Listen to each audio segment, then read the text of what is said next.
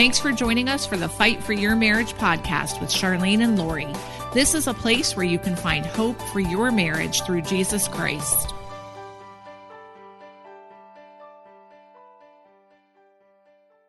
Hi friends, it's Lori. I'm so glad you're here with me for today's episode of the Fight for Your Marriage podcast. Today is going to be a treat. I cannot believe that summer is almost over. I mean, we are here in August in our area. The kids are going back to school. I know in some states, the kids have already started school.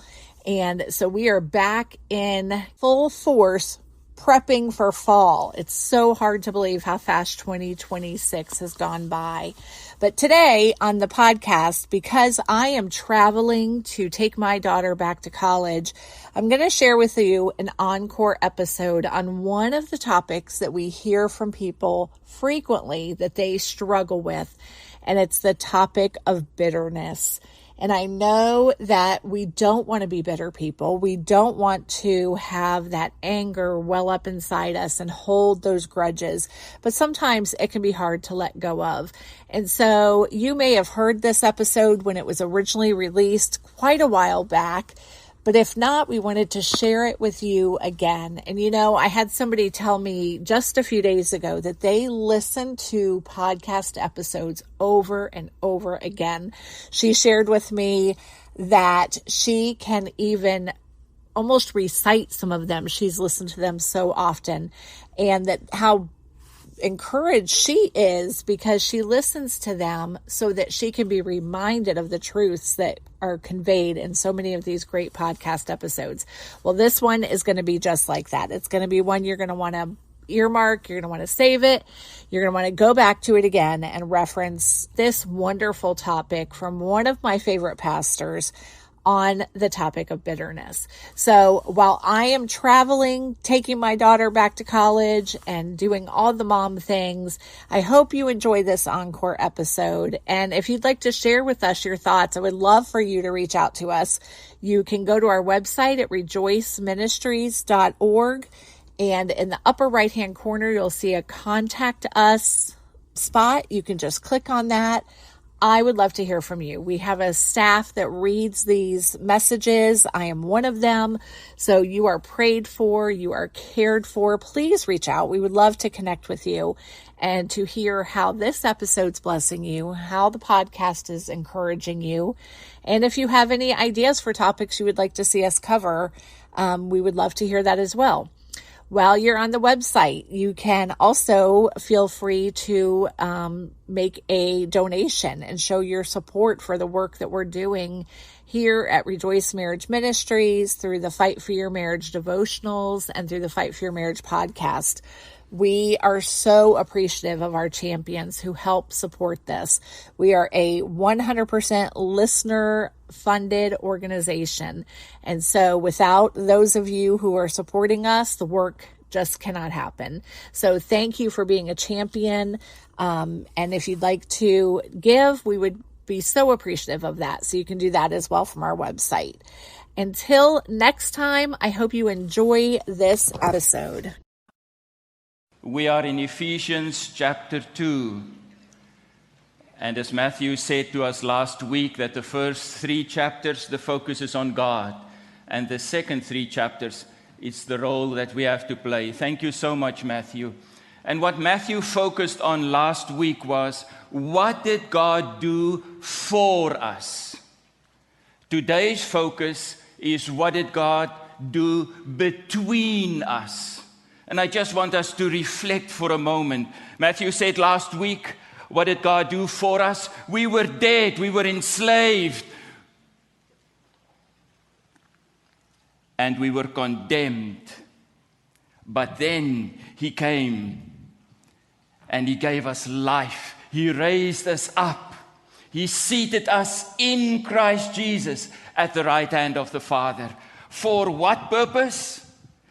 So that we can display His grace, that He would die for a sinner like me, so that His name can receive all the glory. So that, and that is verse 10, where He said, works cannot save you, but once you are saved, He has prepared good works for us. What did He do for us? To introduce us to the good works that He has for us. And that is why He starts the next part, verse 11 to verse 22. And if you want to use the Bible in the pew, it's page 917. And we're going to focus today on those verses. That is why He starts it off with therefore. In other words, I want you to be able to do these great works that I have prepared for you. And the best way for me to communicate that is to come and stand here with you in the front. Please don't get nervous. I won't ask you to sing a song or say a Bible verse, anything like that. It's just to try and communicate what did God do between us. And in this passage, He has done 3 things between us. Verse 11, He says, therefore remember. And you will see in this verse, He says twice, remember. Therefore remember that at one time, in other words, at one time, you were Gentiles in the flesh, called the uncircumcision, by what is called the circumcision, which is made in the flesh by hands. Remember that you were at that time separated from Christ, alienated from the commonwealth of Israel, and strangers to the covenants and promise, having no hope without God in this world. And then I love verse 13. He says, but now in Christ. It's the same in the first part that Matthew shared last week. Verse 4, he says, but God. You were lost. You were condemned. But God. But now in Christ, you are united with Him. He starts off by saying, remember that at one time you were calling each other's names. The Jews said, you are a Gentile. The circumcised, the uncircumcised. Cruel terms that they use to identify. If I may be so bold and bring it home, you are a Democrat, you are a Republican, you are black, you are white, you are Hispanic, you are a gringo, you are a Texan, you are a New Yorker. You are a Baptist, you are a Presbyterian, you are a Californian, and you are from the rest of the world. We call each other these names. He says, at one time you did that. At that time, remember he says, at that time, you were separated from Christ, alienated, strangers, having no hope, without God in this world. But now in Christ, you who were once far off have been brought near by the blood of Christ. The mission organization that we are working with, we have 5,000 workers in 120 countries. And there are many pains and problems like in any church organization. But one thing I appreciate is that how can people from more than 100 different denominations work together? Because they make the main point the main point. What is the main point? The name, the fame, the glory, and the honor of our Father.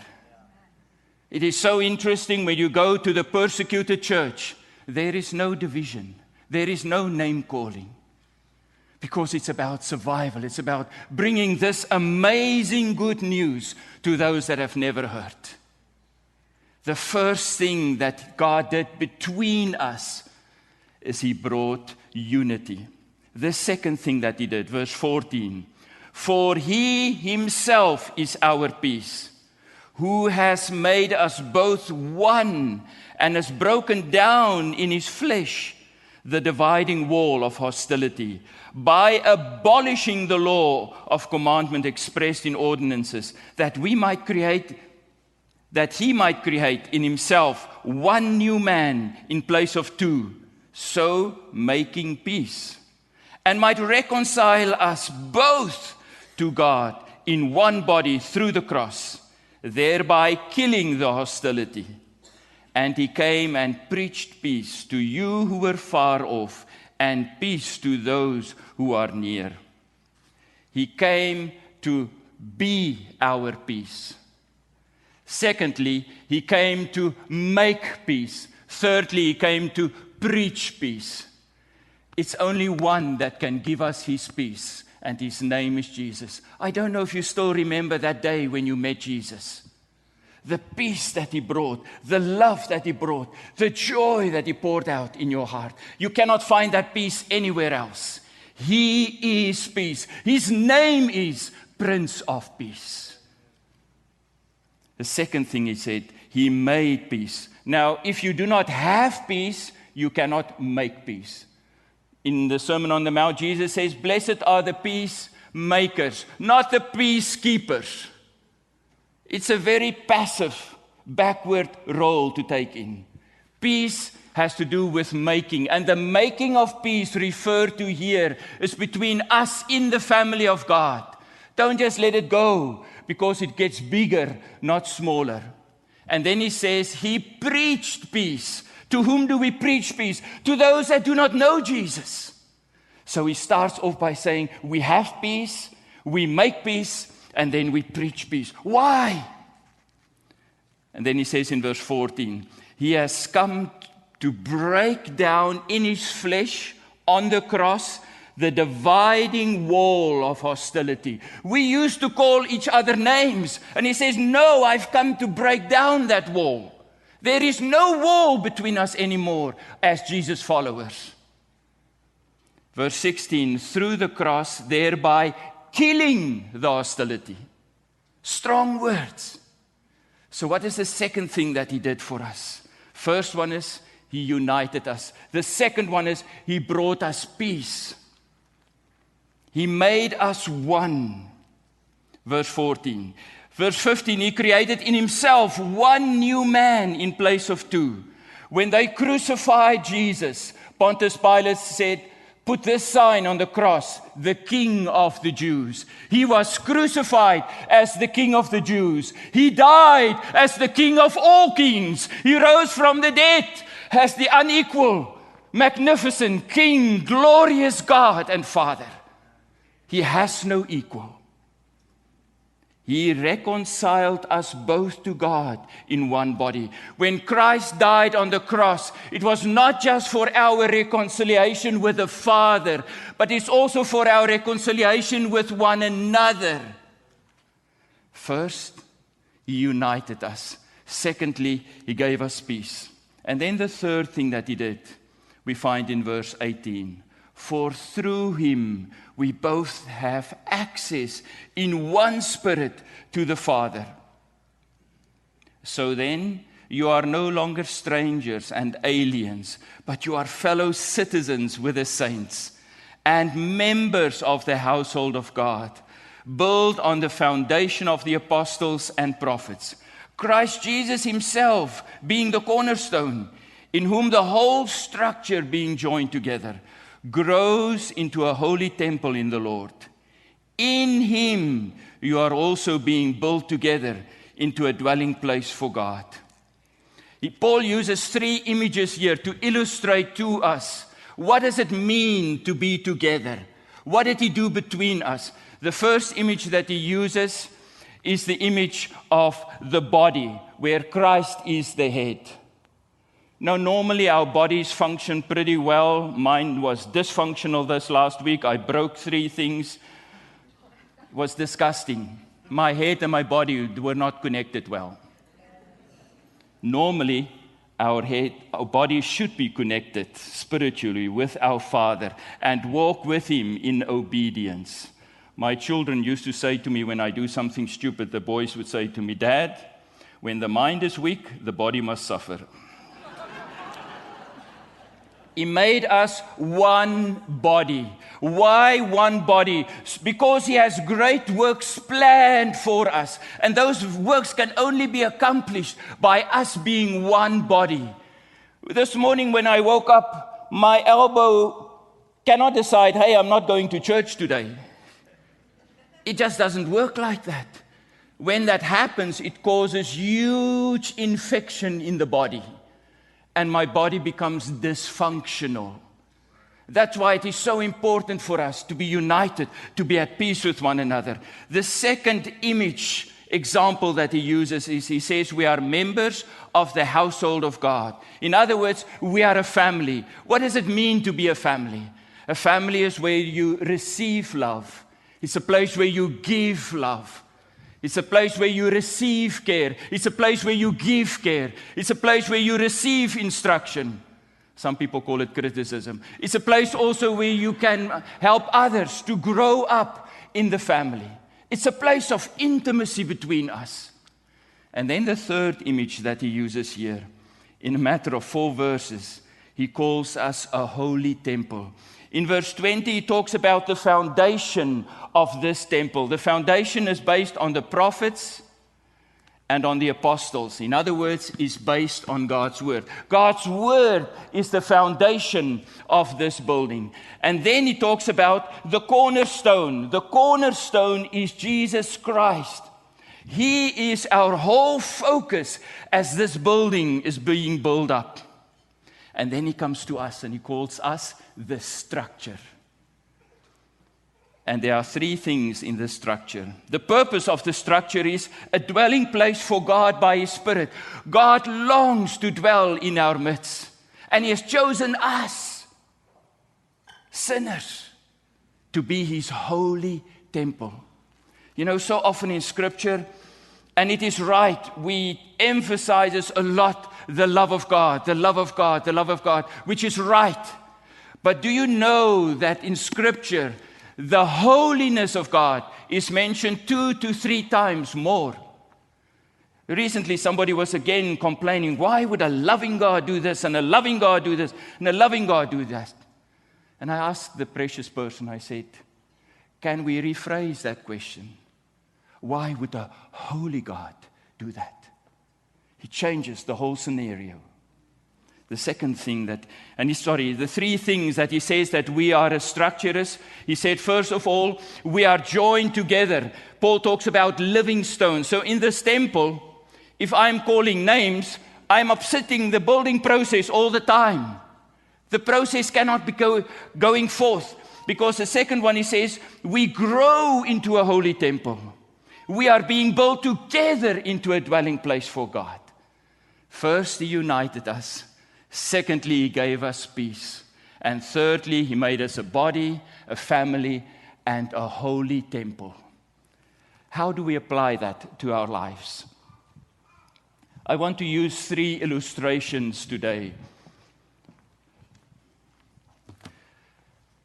This chair resembles our lives before we met Jesus. You and I are on the throne. We are lost. We are separated from the love of God. We are damned. We think we are great and powerful and all the other great thoughts. Then Jesus comes and He invites us into His kingdom.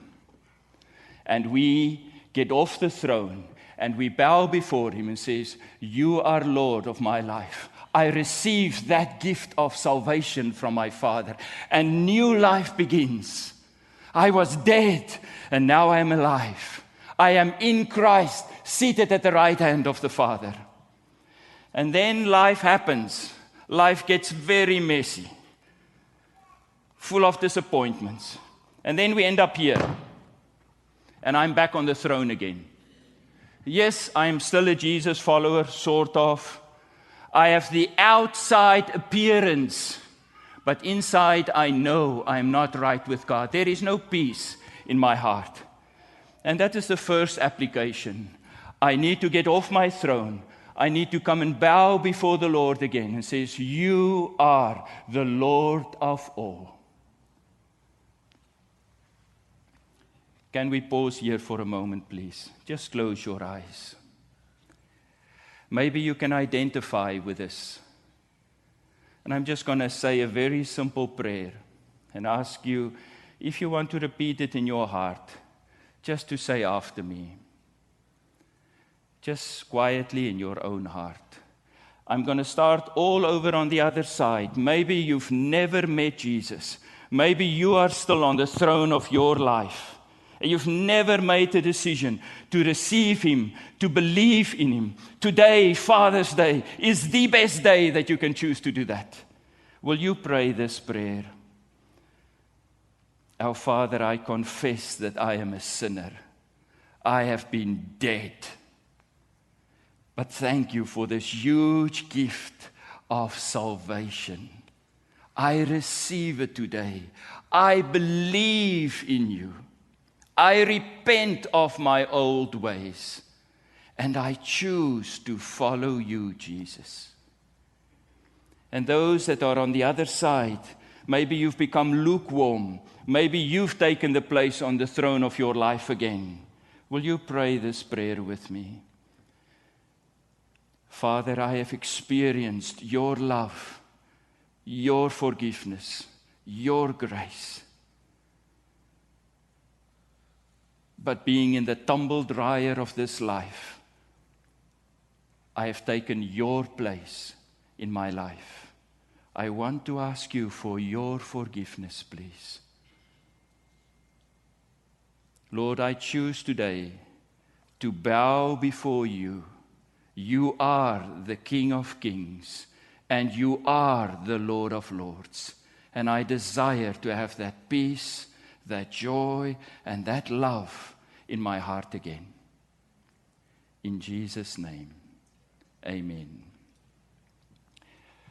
In a few weeks, we are going to get to James chapter 4, and I just want to explain a principle there. In Ephesians chapter 4, he says, "Let the thief no longer steal, but rather let him labor doing honest work with his own hands, so that he may have something to share with anyone in need."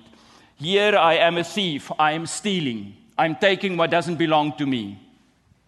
Then I realize, but it is wrong, and I move here and I stop stealing. Am I no longer a thief? No, Paul says no. He says you need to do one thing more. You need to move over to this side where you begin to work with your own hands and give to others. Because if I'm only here, it's so easily just to slip back and start stealing again. But once I'm on this side and I experience the blessing of generosity and helping and loving other people, it's a long, long journey back to stealing again. So often when we are spending time with God, He may say something to us and we say, yeah, I understand. Knowledge leads to understanding. But application, obedience leads to transformation. Can I say that again? Knowledge leads to understanding. And in a week's time, I forgot it again. But application and obedience leads to transformation. In other words, I can begin to share it with other people. And that brings me to my second illustration. This rubbish can this morning, this represents the bitterness, the resentment, the anger, the fear we are carrying around in our lives. There's a number of things true about this. It obscures my vision. First, it obscures my vision of God for what He has done on the cross.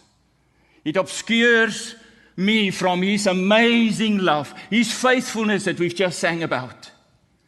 It also interferes with my relationship with you. I'm hiding constantly. I have so much pain and agony in my life, I don't know what to do with it.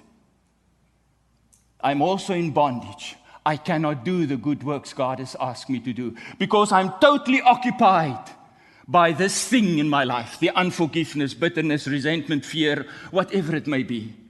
So different for each one of us. So many of us carry so much pain. And yes, for some it is very legitimate. I want to ask you this morning, don't you want to leave it here today? Let's do a few things together. The first one is, I need to decide. I need to be intentional in leaving it behind, in getting rid of it. One of the biggest sayings that I'll never forget that somebody mentioned on a Father's Day was, fathers and men take responsibility and they reject passivity. It is the same. Let's take responsibility today. Let's reject passivity. Second thing I need to do after I've decided I'm going to deal with this issue today. I'm not going to take it home anymore. It occupies my whole life. The second thing that I'm going to do with it is I realize I need compassion in my own heart. Just Monday this week, somebody triggered something in my life that also made me pick up this big drum. The drum stayed with me for the whole day. So occupied with it.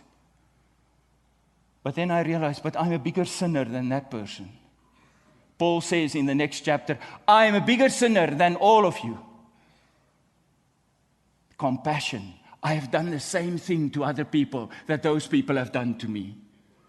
Then the third thing, we need to go and unlock the prison door in our lives. These people that we are carrying around like this, they are locked up inside.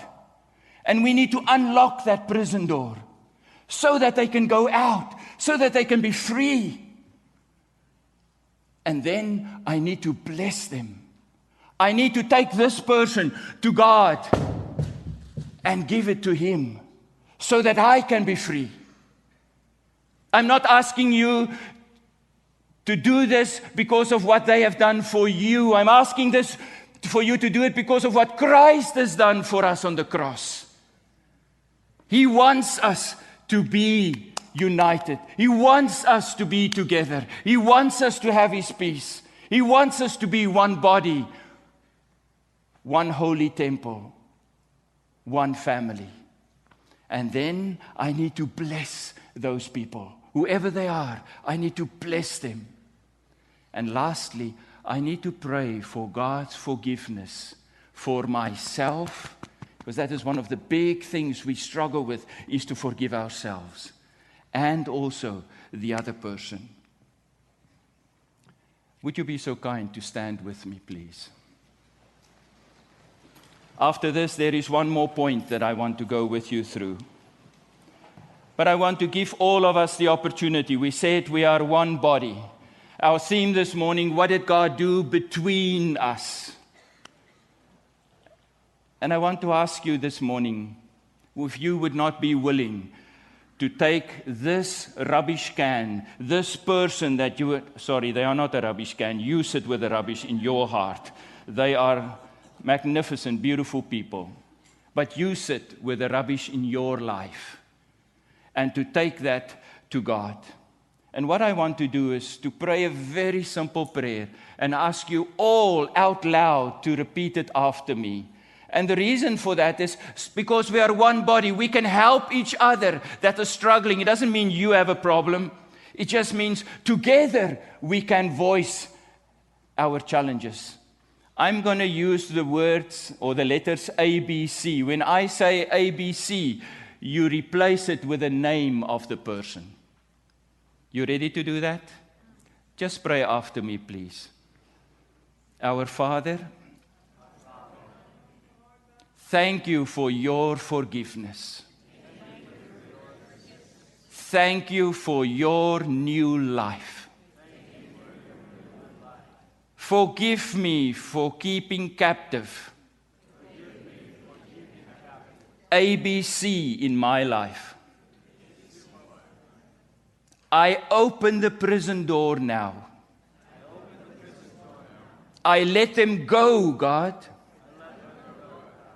I bless them in your name, God.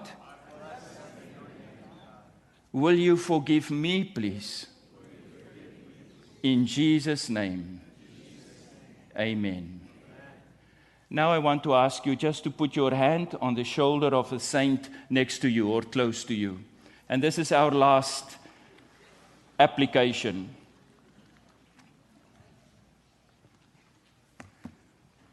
I said to you in the beginning that as fathers, we are no longer going to look back. We are not going to allow our past to define our future. Is that good with you? Say it again. We are not going to allow our past to define our future. And on the board, you will see the 3 things we are going to say. I will say them first, and then you can repeat them after me. Maybe they're not on the board. The first one is, my future is on the other side of my failure. Let's say that. My future is on the other side of my failure. You get the message? My future is on the other side of my failure. Don't dwell in your failures. Move on, move through.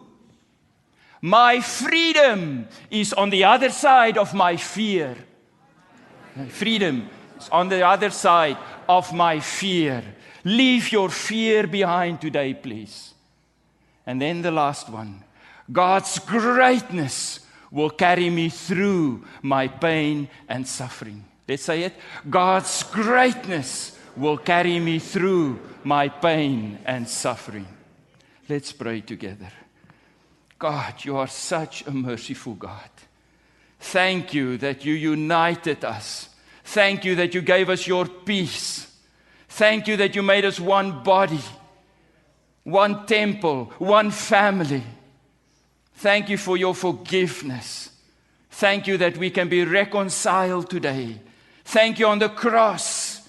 We reconciled not only with you, but with one another as well.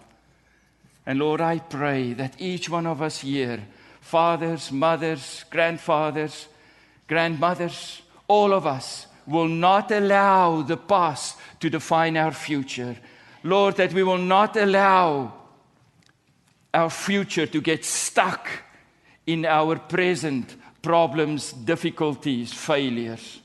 And Lord, that we will move through our fear to our freedom, please, only because of your greatness. I pray for your saints that they will go home flying from here like eagles and not run around like chickens anymore. Lord, we are free. We are free indeed because what you have done. Bless them, I pray, Lord. Bless them, bless them, bless them. In Jesus' name, amen. Thank you for listening to today's episode.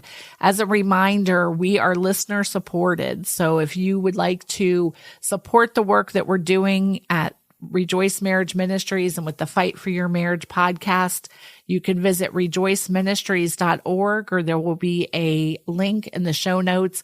And if you'd like to financially support the work we're doing, that would be a blessing. Thank you for joining us today. Until next time, keep fighting for your marriage.